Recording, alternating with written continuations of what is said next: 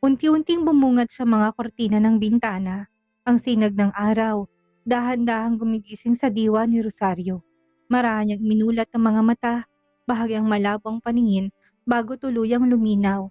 At sa paglinaw nun, napansin niyang anino ni Noah na nakaupo sa tabi ng kama. Rosario, mahinang tawag ni Noah nang mapansin ang pagbabago sa ekspresyon ng babae. Gising ka na? Kumurap-kurap si Rosario. Inayos ang tingin. Ang una niyang sulyap kay Noah ay hindi puno ng pasasalamat o ginhawa, kung hindi malamig at may halong tensyon. Anong ginagawa mo dito? Pausang tinig, halos pabulong. Sandaling natahimik si Noah, pilit nilulunok ang kirot sa dulot ng tanong. Gusto ko lang tiyakin na maayos ka. Bago pa siya makapagsalitang muli, sumabat ang malit na tinig ni Connor. Mommy! Gising na si Mommy! Mabilis na lumapit si Connor sa kama at mahigpit na niyakap ang braso ng ina. Namumula sa tuwa ang kanyang mukha. Mommy! Miss na miss kita! Araw-araw kami naghihintay ni Daddy na magising ka. Napangiti si Rosario. Ngunit kagad na naglaho yon nang muli niyang matingnan si Noah. Connor, maayos na si Mommy. Hindi mo na kailangan mag-alala. Pero palagi dito si Daddy. Hindi siya umalis at alam mo ba, Mommy? Masiglang dagdag ni Connor. Sabi rin niya malakas ka raw na babae. Hindi pinansin ni Rosario ang sinabi ng anak. Inaplos niya lang ang ulo nito. Iniwasan ng mga mahabang usapan. Sinubukan ni Noah na gawing magaan ang sitwasyon. Alam ko mahirap, Rosario, pero masaya ko na nagising ka. Tuwang-tuwa si Connor. Huminga ng malalim si Rosario. Ngayon, malinaw ng isip ko. Maari ka nang umalis, Noah. Hindi na kailangan ng presensya mo dito. Tumango si Noah, ngunit bago siya makalabas, pinigilan siya ni Connor. Daddy, huwag ka na munang umalis. Ngumiti si Noah, tinaplos ang pisngi ng bata. Pasensya na anak, babalik si Daddy mamaya. Pangako? Oo anak, pangako. Agad na lumabas si Noah ng silid. Sa pasilyo ng ospital, mabigat ang bawat takbang niya. Malinaw pa rin na umuukil-kil sa isip niya ang mga sinabi ni Rosario. Alam nang hindi niya maipipilit ang sarili kung ayaw nito. Nakita siya ni Carlo na nakaupo sa bangko malapit sa pintuan ng silid. Kamusta siya? Tanong nito, may halong pag-aalala. Gising na siya, sagot ni Noah ng maikli. Pero pakiramdam ko, wala na akong lugar sa tabi niya. Ayaw niya ako na nandyan. Kumunot ang noo ni Carlo. Sigurado ka? Baka hindi pa maayos ang emosyon niya, kagigising niya lang mula sa koma. Mapait ng ngiti ni Noah. Sapat ng alam ko para maintindihan ang nararamdaman niya. Gusto niyang lumayo ako at yun na siguradong pinakamabuti. Bukod pa doon nakaplano na akong lumipat sa ibang bansa. Sa makalawa. Lilipat? Saan? Gulat na tanong ni Carlo. Canada, kailangan ko na magsimula ulit, Carlo. Dito para lang akong pabigat sa lahat, pati kay Rosario. Tinapik ni Carlo ang balikat niya. Hindi ko ramdam ang pinagdadaanan mo, pero sana pag-isipan mo pa. Hahanapin ka ni Connor. Sa infirmary nakaupo si Connor sa tabi ng ina. Abala sa pagguhit sa kanyang maliit na kwaderno. Paminsan-minsan sumisilip siya kay Rosario at sinusubukan makipagkwentuhan. Mommy, alam mo ba? Dito natutulog si Daddy gabi-gabi. Ayaw niyang umuwi kasi baka magising ka. Tapos walang tao dito. Huminga ng malalim si Rosario. Banayad na tinitigan ng anak. Connor, nakokonsensya lang ang daddy mo. Wala na siya sa buhay natin. Si Mommy lang ang kailangan mo. Pero gusto ko si Daddy. Inosenteng sagot ni Connor. Mabait siya, Mommy. Tinuruan niya ako na mag-drawing at lagi niyang sinasabing mabait akong bata. Nanahimik si Rosario, pinipigilang madala ng damdamin. Alam niya na masyado pang bata si Connor para maintindihan ang komplikasyon ng relasyon nila. Connor, huwag mong isipin yon. Lagi namang nandito si Mommy para sa'yo. Nag-impake na si Noah ng huling mga damit sa maleta. Paulit-ulit na sumasagi sa isip niyang mga alaala kasama sina Rosario at Connor. Mabigat man sa puso, naniniwala siyang ito ang tamang desisyon. May kumatok sa pintuan ng apartment. Pagbukas niya si Martha, ang bumungad. Baka sa muka ang pag-aalala. Totoo ba na alis ka, Noah? Diretsong tanong nito. Tumango si Noah. Kailangan ko. Wala akong magagawa dito kung hindi alalahanin ang mga pagkakamali ko. Kailangan ko ng bagong simula. Paano si Connor? Kaya mo ba talaga na iwan siya? Matalim ang tingin ni Martha. Sinusubukang baguhin ang isip niya. Meron siyang Rosario, sagot ni Noah. Bahagyang nanginginig ang boses. Mas kailangan niyang ina kaysa sa akin. Ayoko maging sagabal sa kanila. Lumapit si Marta at mahigpit na hinawakan ng balikat ni Noah. Ama ka ni Connor. Hindi lang ina niya ang kailangan niya, pati ikaw. Kapag umalis ka, mararamdaman niya na iniwan mo siya. Huminga ng malalim si Noah. Pilit pinipigil ang bumabalik na guilt. Hindi ko na alam, ma. Para kay Rosario, mali lagi ang ginagawa ko. Ang gusto ko lang ay maging masaya si Connor. Umiling si Marta. Sa palagay mo ba, magiging masaya siya kung malalaman niya na sumuko ka kaagad? Tinitingala ka niya, Noah. Huwag mong sirain yun. Samantalang tahimik na nag-iisip si Rosario sa infirmary, paulit-ulit na bumabalik sa isip niyang sinabi ni Connor tungkol kay Noah na laging nasa tabi niya habang siya'y walang malay. May kumikirot na guilt sa puso niya pero ayaw niyang aminin yon. Pumasok si Carlo na may dalang kahon ng pagkain. Dinalahan kita, kailangan mong kumain para kaagad kang gumaling. Tahimik na tinanggap ni Rosario ang kahon. Ilang sandali pa'y nagsalita si Carlo. Sabi ni Noah, aalis na siya papuntang abroad na natiling tahimik si Rosario. Bago tumanaw kay Carlo ng matalim. Mabuti, yan ang pinakamainam para sa lahat. Sigurado ka? Seryosong tanong ni Carlo. Paano si Connor? Alam mong mahal na mahal niyang ama niya. Magiging mabuti si Connor. Malamig na tugon ni Rosario. Pero ikaw, tinitigan niya si Carlo. Sigurado ka bang ayos lang sa'yo na umalis si Noah? Hindi sumagot si Rosario. Paulit-ulit umukil-kil ang tanong sa isip niya. Iniwan niya na may bakanting puwang sa dibdib na hindi niya maipaliwanag. Kinabukasan ng umaga sa ospital, nakatayo si Noah sa bungad ng pintuan ng silid. May halong pagdududa sa muka. Nasa kotse ng kanyang maleta. Hawak niyang tiket ng eroplano. Ilang sandali na lang at aalis na siya. Iiwan ang lahat. Pati na sina Rosario at Connor. Ngunit may isang bagay na muna siyang kailangang gawin. Kumatok siya ng marahan sa kabinuksan ng pinto. Sa loob, abala si Connor sa pagguhit sa maliit na mesa. Habang si Rosario nakahilig sa kama. Mas sariwang itsura nito ngayon. Ngunit malamig pa rin ang mga mata. Pwede ba akong pumasok? Mahina't halos pabulong na tanong ni Noah. Hindi sumagot si Rosario. Bahagla lang siyang tumingin sa kamuling tumingin sa iba. Si Connor naman ay kagad nang ngumiti ng malapad. Daddy! Masayang sigaw ng bata bago tumalon mula sa upuan at tumakbong palapit. Binuhat ni Noah ang anak at tinalikan nito sa noo. Hi Connor, kumain ka na ba ng agahan? Opo Daddy, masiglang tugon ni Connor. Pero bakit ang tagal mo nang wala? Miss na kita. Bahagyang ngumiti si Nico. Mahigpit niyang niyakap si Connor sa kadahan-dahang binaba. Lumuhod siya sa harap ng bata at tumingin sa malinaw nitong mga mata. Connor, nandito si Daddy para magpaalam. Kumunot ang noo ni Connor. Magpaalam? Ano pong ibig sabihin nun, Daddy? Huminga ng malalim si Noah bago sumagot. Kailangang umalis ni Daddy, anak. Malayo. Hindi na ako pwedeng manatili dito. Agad na hinawakan ni Connor ng mahigpit ang kamay ni Noah. Hindi pwede. Huwag kang umalis, Daddy. Dapat nandito ka. Kasama namin ni Mommy. Connor. Bahagyang nanginig ang tinig ni Noah. Wala nang ibang paraan si Daddy, pero pangako, mahal na mahal pa rin kita. Nagsimulang umiyak si Connor, yumakap siya sa binti ni Noah at ayaw bumitaw. Daddy, huwag kang umalis, please. Ayoko mawala ka. Hinaplos ni Noah ang ulo ng anak at pinapakalma ito. Kahit na siya mismo'y pinipilit ang puso. Tumayo siya tumingin kay Rosario na natiling tahimik. Rosario, wika ni Noah. Puno ng pagsisisi ang boses. Alam kong nasaktan kita noon. Wala akong dahilan para doon. Gusto ko lang humingi ng tawad sa lahat. Tinitigan lang siya ni Rosario ng malamig. Nakatikom ang labit, walang pinapakitang emosyon.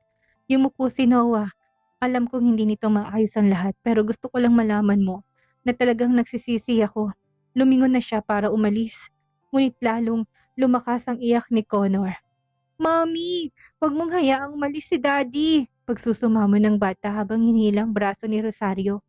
Sabihin mo sa kanya, Mommy, please. Ngunit nanatiling tahimik si Rosario. Mahigpit ang ekspresyon. Pero walang salitang lumabas. Masama ka, Mommy. Singhal ni Connor sa pagitan ng hikpi. Hindi mo mahal si Daddy. O ako, masama ka. Pumikit si Noah, pinipigilan ng luhang gustong pumatak. Alam niya na mas mabigat ito para kay Connor. Walang ibang salita. Lumabas siya ng silid. Iniwan ang anak na umiiyak. Sa pasilyo ng ospital. Mabagal ang paglalakad ni Noah pupunta sa elevator. Sinusubukang pakalmahin ang sarili. Ngunit tuminto siya na may marinig na papalapit ng mga yabag. Ganito ka na lang ba magtatapos? Basta ka na lang aalis. Matalim na tingin ni Carlo. na nakatayo sa likod niya na pabuntong hininga si Noah. Wala na akong ibang pagpipilian, Carlo. Ayaw nila sa akin dito. Totoo ba yan? Nakahalukip-kip si Carlo. O palusot mo lang yan para tumakbo sa problema? Humarap si Noah, bakas ang pagod sa muka. Hindi ako tumakas. Sinusubukan ko lang gawin ng tama. Ayaw ni Rosario na nandito ako. Malinaw yon. Pero gusto ka ni Connor, singit ni Carlo, matigas ang tinig. Kailangan ka ng batang yon. Akala mo ba basta na lang niyang matatanggap ito? Mawawalan siya, Noah. Alam ko, kumina ang boses ni Noah pero hindi ko kayang ipilit ang sarili ko. Kung ayaw ni Rosario, umiling si Carlo. Matigas si Rosario, oo, pero alam ko na may nararamdaman pa rin siya para sa'yo. Natatakot lang siyang aminin. Nanahimik si Noah, hindi alam kung paano sasagutin. Mahal ko si Rosario, patuloy ni Carlo. Mas kalmado na, pero hindi ako bulag. Nakikita kung paano kanya tinitingnan kahit na tinatago niya. Kapag umalis ka ngayon, lalo mo lang palalalain, pero wala ng pero. Puto ni Carlo, kung talagang mahal mo si Connor at Rosario, manatili ka. Lumaban ka para sa kanila. Huwag kang susuko. Tinitigan ni Noah si Carlo. Sinusuri kung totoo ang sinasabi. Seryoso ka ba, Carlo? Seryoso. Matatag na tugon nito. Handa akong umiwas para sa kanila. Dahil alam kong ikaw ang kailangan nila, hindi ako. Huminga ng malalim si Noah, magulo ang isipan. Hindi niya alam kung kaya niyang harapin ang lahat. Pero napaisip siya sa mga sinabi ni Carlo. Samantalang sa loob ng silid ng hospital, umiiyak pa rin si Connor sa kama, habang tahimik na nakaupo si Rosario, walang ekspresyon. Nang bumukas ang pinto't muling pumasok si Noah, agad na tumakbo si Connor sa kanya. Daddy! Mahigpit ang yakap ng bata. Patuloy ang pagluha. Hindi ka naaalis, hindi ba? Yumakap si Noah ng mahigpit sa tumingin kay Rosario na may pag-asang titig.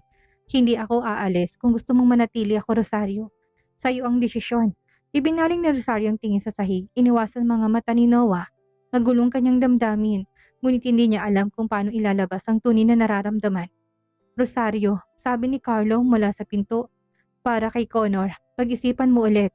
Kailangan niyang ama niya. Tinignan ni Rosario si Connor na nakayakap pa rin kay Nico.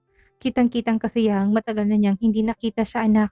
Dahan-dahan siyang huminga ng malalim at sa huli nagsalita. Pwede kang manatili, Noah.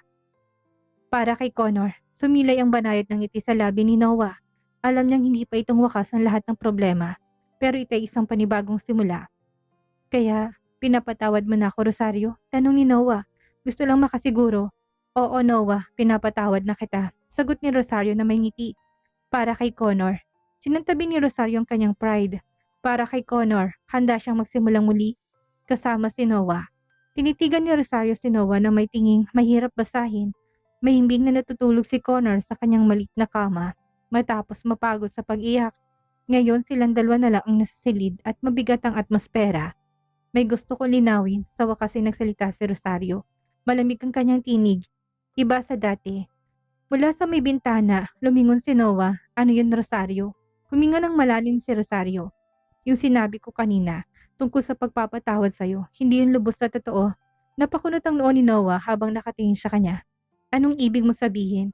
Sinabi ko lang yon para kay Connor. Tuwirang tumingin si Rosario sa mga mata ni Noah. Matatag ang tinig. Ayokong lalo siyang masaktan, pero hindi ibig sabihin na nakalimutan ko na ang lahat ng ginawa mo. Nanatiling tahimik si Noah, hindi siya nagtangkang magpaliwanag o magalit. Dahan-dahan lamang siyang tumango at para bang inasahan na niyang sagot ngayon. Naiintindihan ko. Sa wakas ay sabi niya, mababa ang boses. Alam kong karapat-dapat ako niyan.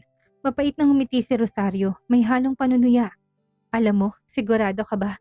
Kasi kung talagang alam mo, ewan ko lang kung basta mo na lang akong iniwan noon. Nang kinakailangan kita. Rosario, wag mo kong marusa, Rosario.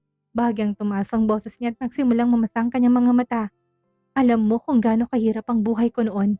Alam ko na mag-isa akong lumalaban at pinili mo pa ring umalis. Lumapit si Noah pero inangat ni Rosario ang kamay niya para pigilan to. Huwag kang lalapit. Rosario, alam ko nagkamali ako. Sinikap ni Noah na panatilihing mahinawan ng tinig. Hindi ako tumigil sa pagsisihan. Ang ginagawa ko pero hindi ko na rin maibabalik ang nakaraan.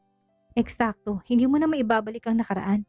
Napayuko si Rosario, tinakpan ang mukha ng dalawang kamay at masyadong malalim ang sugat na iniwan mo, Noah. Sinubukan ko talagang kalimutan. Pero sa tuwing nakikita ko si Connor, naalala ko ng araw na mag-isa kong pinaglaban siya. Rosario, dahan-dahang lumapit muli si Noah at mas maingat ngayon. Hindi ko sinasadyang iwan kayo. Ako lang ang naging duwag para harapin ang katotohanan noon. Wala akong dahilan at hindi ako magkakaroon. Muling tumingin si Rosario sa kanya, puno ng sakit ang mga mata. Kung ganun, bakit ka bumalik ngayon? Sa tingin mo ba sapat ng isang sorry para ayusin ang lahat?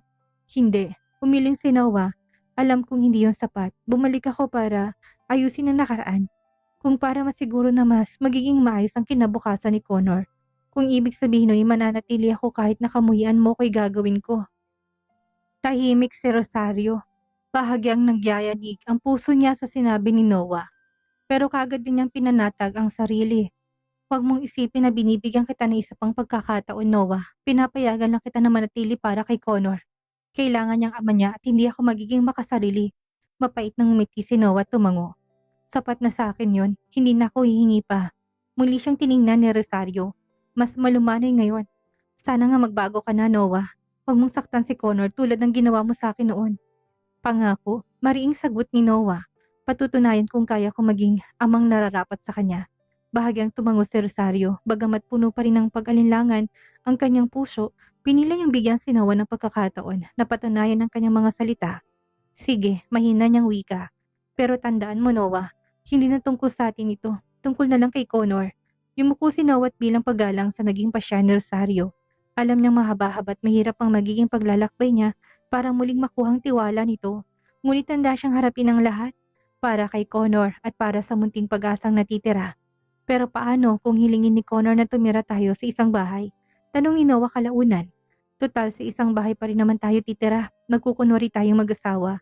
Kapag nakahanap ako ng bagong daddy na akma, saka tayo maghihiwalay. Napatigil si Noah sa narinig. Tinitigan siya ni Rosario ng walang alinlangan na para bang sinabi niyang pinakamatinong solusyon sa pwedeng gawin. Sa isang bahay tayo titira, ulit ni Noah. Sinisigurong hindi siya nagkakamali ng tinig. Tumango si Rosario na natiling malamig ang ekspresyon. Oo, para kay Connor, hindi niya kailangan malaman ang tunay na nangyari sa atin. Magkukunwari tayong mag-asawa, mamumuhay na parang normal na pamilya sa harap niya. Kapag nakahanap ako ng taong akma, maaari tayong maghiwalay ng maayos. Para bang may tumama sa dibdib ni Noah, gusto niyang tumutol, gusto niyang sabihin na hindi yun patas pero nanatiling nakabara sa kanyang lalamunan ng mga salita. Sigurado ka ba, Rosario? Tanong niya na may bahid ng panginig ang tinig. Sigurado, mariing tugon na Rosario. Wala akong pakialam kung anong mararamdaman mo tungkol dito, Noah. Ang mahalaga ngayon ay si Connor. Kailangan niya ng katatagan, kailangan niya ng ama. At kung nangangahulugan ito, na kailangan kong magkunwari sa kasal na ito'y gagawin ko. Pero wag mong kalilimutan, hindi ito tungkol sa atin. Lahat ng ito ay para kay Connor. Napahawak si Noah sa mukha at sinusubukang unawain ng lahat ng narinig. At paano kung magtanong si Connor balang araw?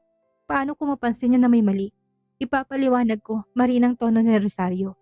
Pero hindi ngayon, bata pa siya para maintindihan ng lahat ng ito. May oras pa tayo para ihanda siya.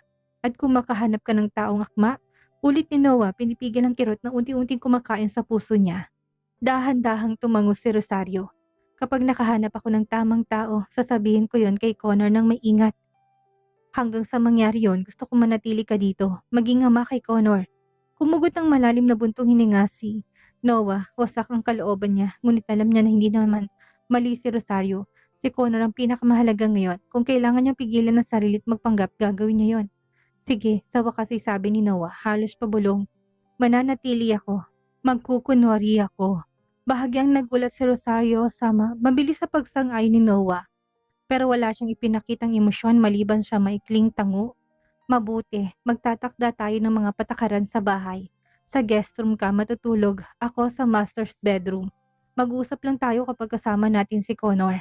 Napayuko si Noah, nilulunok ang pait ng kasunduan. Sigurado ka bang gagana to, Rosario? Itong pagpapanggap? Walang nakakaalam, malamig ang tinig ni Rosario. Pero sigurado akong kaya natin para kay Connor. Alam mo na ito rin ang makakabuti para sa kanya. Mapait nang umiti si Noah, pakiramdam niya'y talunan siya sa lahat ng aspeto. Ngunit para kay Connor, handa siyang isakripisyong kanyang pride. Sige, susunod ako sa plano mo. Hindi nang muling nagsalita pa si Rosario. Tinitigan lang niya si Noah ng ilang saglit bago humarap sa kama. Inayos ang kumot ni Connor na mahimbing ang tulog. Nanatiling nakatayo si Noah, nakatitig sa likod ni Rosario. Alam niyang hindi ito isang tunay na kasal, ni isang buong na pamilya. Ngunit sa ngayon ito lamang ang tanging paraan. Habang lumalabas siya ng silid upang pakalmahin ang isip, isang tanong ang paulit-ulit na bumabalot sa kanya. Hanggang kailan niya kakayanin ang ganitong pagpapanggap? Ano kayang mangyayari sa gagawing pagpapanggap ni Rosario at Noah na masayang pamilya sa harap ni Connor? Maging silbing daan kaya ang gagawin nilang pagpapanggap para mabuo ang pag-ibig na nakalimutan ni Rosario sa kanyang puso para kay Noah? Yan ang ating aalamin sa susunod nating kabanata.